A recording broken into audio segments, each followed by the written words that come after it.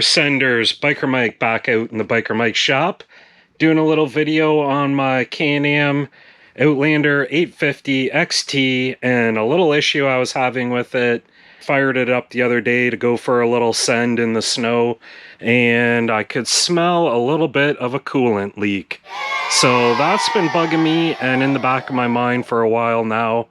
So I thought I'd pull it into the shop and tear into things. Now I've started taking off all the plastic, and you don't really need to do all that if you have this issue. Basically, all you need to do is come over to the left front fender well, and if this is your coolant leak problem, obviously there could be many of them, but my ATV is pretty new. It hasn't got that many hours on it, so I found it to be pretty odd that it was already leaking a bit of coolant. Now, it wasn't a big leak, but you could definitely smell it. And we all know what that coolant smells like when it's burning off a radiator or something hot. So what you need to do, or what I did, was popped out these automotive style retaining pins with this tool. Now, I'll leave a link down in the description if you want to grab one of these or where you can get one. And that really helps the channel. So if you want to click the link and purchase one of those on Amazon, I'd appreciate it. Every little bit helps these days, as you all know. So yeah, basically these are real handy. They just pop the pins out real nice and easy. Now I already got these removed, so I left a couple in just to show you. But there's one up here that needs to come out, one right there, and one right there. And then at the back, we got another one up. At the back, we got another one right up there. So I'll show you how these work. I'll just push that back in there and just get in behind the pin or the post and pry that out, and then you can pull the whole thing out. And then, as you can see, this whole fender liner comes out. But you don't have to, I didn't have to take it all the way out.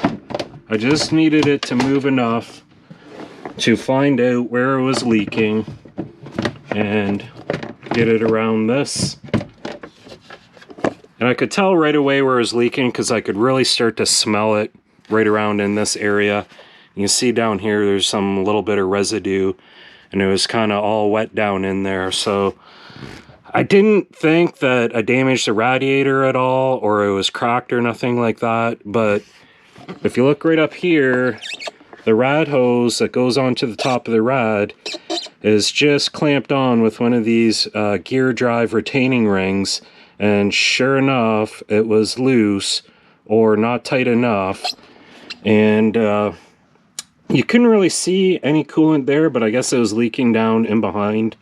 So I tightened it up and sprayed everything down with some brake cleaner and compressed air and got everything all dried up and ran it a few times just in the yard.